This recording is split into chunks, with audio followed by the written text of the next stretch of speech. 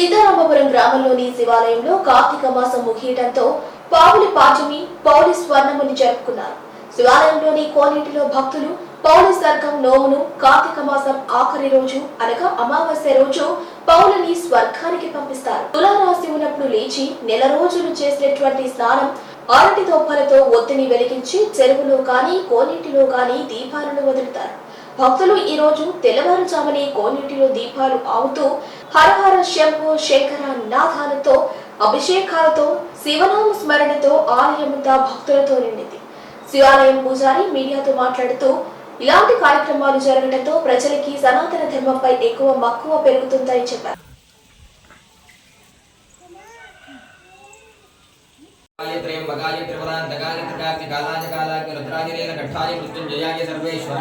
సదాశివాయ శ్రీమన్మహాదేవాయ నమః. హరికేశేభ్యః పశూనామదయ నమో నమః. సస్పంజనాయ త్రిషీమదేవ ధీనామదయ నమో నమః. భృజాది వ్యాధనేన నామదయ నమో నమః. హరికే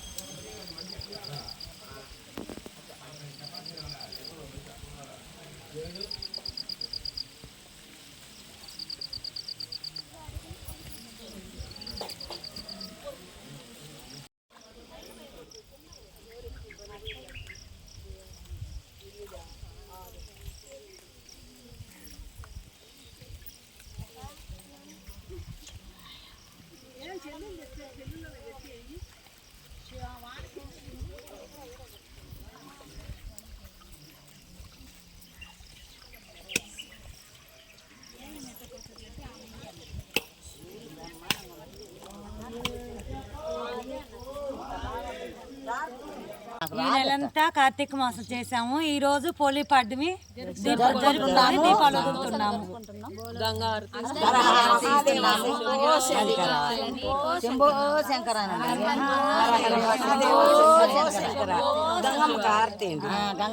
గంగామాతకి గంగా యమున సరస్వతి జయమంగళం శుభమంగళం మంగళ హారతి.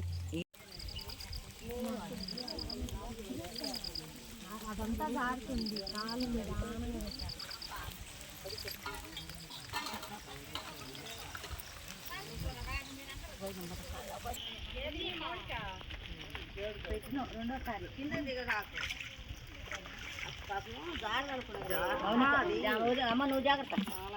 ఇక్కడ సీతారామపురంలో పురాతనమైనటువంటి శ్రీ రామలింగేశ్వర స్వామి సమేత పార్వతీదేవి గారు ఇక్కడ ఈ కార్తీక మాసంలో ఈ నెలంతా ఈ మాసమంతా కూడా భక్తాదులందరూ కూడా ఈ యొక్క స్వామివారికి దర్శించి ఆయన కృపకు పాత్రలవుతున్నారు. మరియు ఈ కార్తీక మాసం అయిన తర్వాత మరుసటి రోజున పాడ్యమి, ఈ యొక్క పాడ్యమి రోజున పోలి స్వర్గంగా ఈ పోలి సోమవారం కిందగా భక్తాదులందరూ కూడా ఇక్కడ స్వామివారికి ఎదురుగా కోనేరులో అఖండ దీపారాధనలన్నీ కూడా వదులుతూ వాళ్ళు 365 ఒత్తులు మరియు 1,00,000 దీపాల ఒత్తులు కూడా వేసుకొని భక్తాదులు తమ యొక్క స్వామివారికి కోరికలు తీర్చుకుంటూ వారి యొక్క కృపకు పాత్రలు అవుతున్నారు.